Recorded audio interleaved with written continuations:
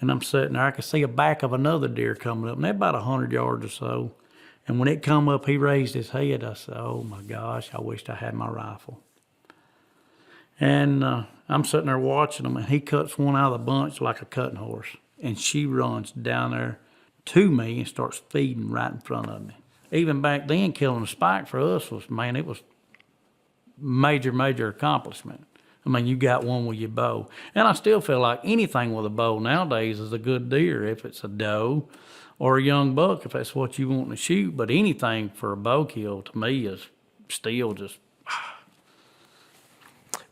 How old were you when you killed your first good deer with a bow? It doesn't have to be a huge buck, but like a nice rack buck. How old do you think you were? Let's see, it's 25 years ago. I was 25 years old. See, that's easy math there for me. And my first deer is at 162 and 8 back behind you with a bow, my first buck. Yeah. That one? Yes. That's your, oh my gosh. Wow. Okay.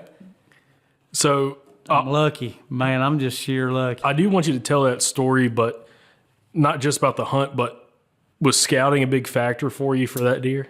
Now, I'd hunted this area a lot and took my father-in-law in there several times. And, man, we never left a stand in the woods. This is 3 miles back. And if we only hunted a morning hunt, we'll walk out with that stand. If we decide to go back at it, we would carry it back in. We done some not so smart stuff back then because you didn't want nobody to steal nothing from you. And I'll tell you, I'll get off on another little tangent about that because he had got with some guys that when Summit was making stands, my father-in-law was a pipe welder by trade, millwright, and he'd brought a high-frequency welder when I first got married home, and he built a couple aluminum stands on the Summit pattern. And man, I'd put that stand in the back of the truck one day, and he said, don't be leaving that stand and going scout. It was a gun hunt going on. I come back out, and my stand was gone. I was so mad I couldn't even hunt. And some boys I went to school with, I met up with, well, come with us. And I done went to the chicken station, boy, I was letting them have it. Boy, I was hot. And I get home at night, and they're setting my stand on the carport. He said, see how easy it'd be for them to take your tree stand? It was a relief, but I was like, lesson learned, you know. But let's see.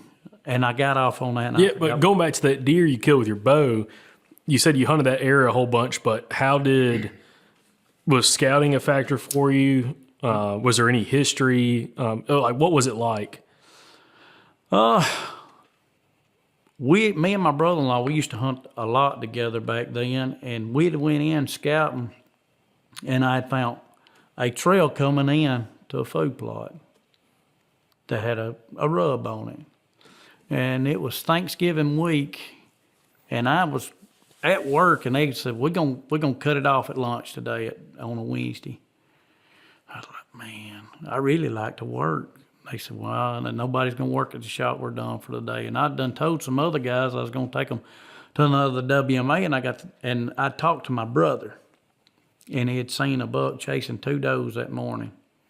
He said, man, he followed the one that went the other way. He said, if he'd have followed the one that come by me, he said, I'd have shot him. I was like, man. So then it got the wheels turning. I said, man, I need to be on that up there on that trail. So I explained to them how to get to the other WMA to scout it. And I let out, man, I come home and got back there. And when I made it to the field, it was a doe bedded right in the middle of it. I just walked right out in it, flushed her out, went in there, climbed to watch the trail.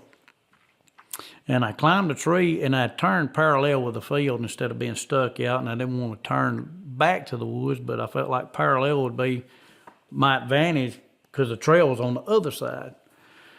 So, man, and I don't mind sleeping in the woods either. So, man, I was tired after making that haul in there and working that day, half a day.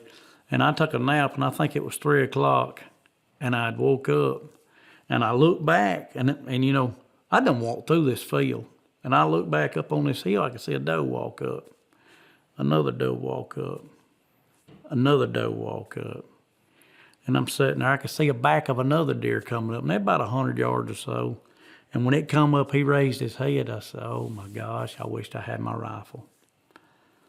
And I'm sitting there watching him, and he cuts one out of the bunch like a cutting horse. And she runs down there to me and starts feeding right in front of me.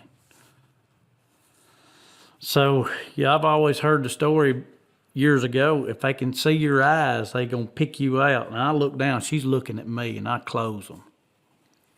And I lean my head behind that tree real slow, and I look back up at the field. He's on my side, drops down in a full sneak, and he comes down trotting in a full sneak. And I'm like, man, I'm finna shoot this deer trotting or something. I don't know what to do. When he gets down to her, she cuts to run back up there with the other does. He's standing still, broadside, 20, 25 yards maybe, looking the opposite direction, watching her run back up.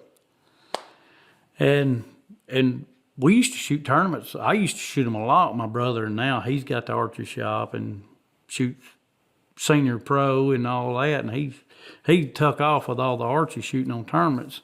I'll go shoot his to stay in practice, but I like to hunt them. So anyway, get back to going to shoot this deer. When I release, I could have swore I had it in the sweet spot. I spine this deer right in the field. So he's bowed up.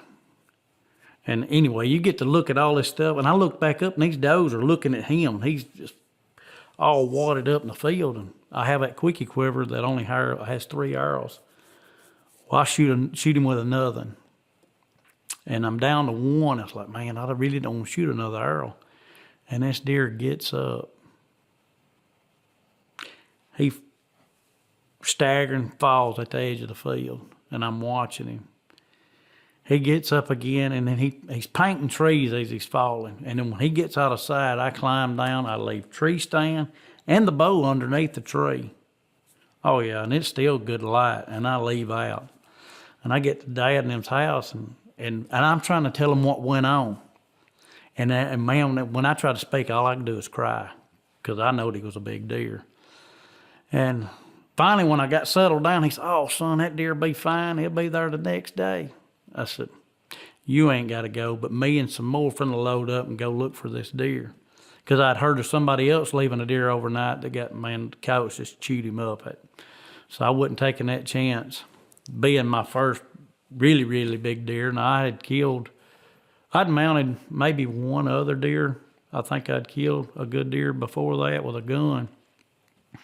And it was 5 of us, and I went by Tony's house to borrow his deer cart. And Tony's like, I'll be more than happy to go with you. I said, well, we got plenty. We got 5.